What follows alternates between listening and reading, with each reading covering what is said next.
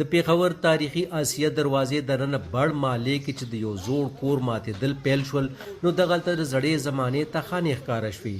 د محلې او شاوخوا اوسیدونکي حیران دي چې دی دغلته د ډېرې مودې نه اوسي خو د دې تخانو نه دی ناخبره و. اول ته مونږ هم ته خبر نه وو په دا همدغه لاره زموږ د تېرېدو له اڼه جڼه همدغه لارې وي خو څوک ته خبر نه وو چې دې کې دا تخانې لاندې شتې که نشته. اوس هم ته دې کې څه پته لګي نه چې لاندې نور څه پکې دي او دا څوک څه وایي چې دا اخوا لاره تلې ده څوک چې اخوا لاره تلې ده اوس دې شی نه خبر نه وو. د تاریخي آثارو پوهان وایي دې کور سره چې کمې خبرې ټولنیزو رسنو کې خپریږي هغې کې هیڅ حقیقت نشته. دا د کور لاندې بل کور نه بلکې تاخانه ده. زیات امکان دی چې د سکانو اخیریه د پیرنګیانو ړومبو وختونو کې جوړ شوی وي.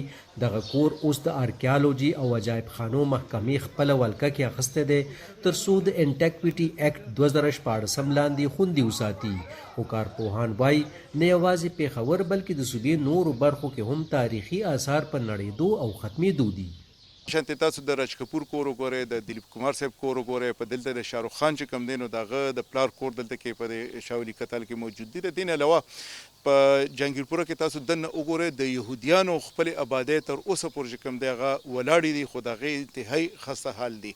نو لهذا په ډېرو ځایونو کې چې کوم دی د انټیکویټي اکټ چې کوم دی هغه نفاظ هغه موږ ته په هغه طریقه سره نه ښکاري.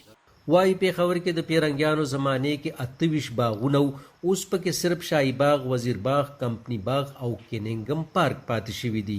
د ښارګیر چاپیره یو دیوالو چې فصیل شهر به ورته وي د هغې دیوال صرف 5% باقي پاتې ده. خو بل پلو ته د آرکیالوجي څانګې چارواکي وایي د تاریخي ځایونو ساتنو کې دی د عامو خلکو د ناپوهۍ له امله ستونزو سره مخ کیږي. نو موږ ته اوس هارډل دي پبلک اویرنس هم نشته او چې کوم سټیک هولډرز دي د هغې د مخه موږ سره کوپریشن نشته. د دې نه علاوه موږ په سوات کې چې کوم دی په اوډیګرام کې بازیره ده، باجا سایډ دی، په صوابیه کې عزیز ډیری بودیست سایډ دی. په دې ټولو کې ایکسکیویشن وشو او د هغې کنزرویشن ور په جولیا کې، په جناوالي ډیری، بادلپور کې، هریپور سایډس دي، دا ټولو باندې کنزرویشن ور شوی دی او ډیر ویل پریزرو پوزیشن کې د ویل مینټین دي.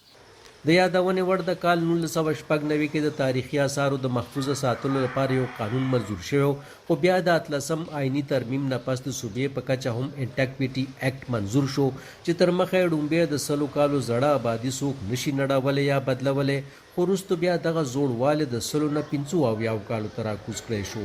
خو د پیښور خلکو نږدې ورځو کې ولیدل چې زړې سینماګانې او ودانۍ ړنګې کړی شوې او په ځای تجارتي مرکزونه جوړ شو. د همکار هاشم علي سره مدثر شاه، وایس اف امریکا، ډیوا، پیښور.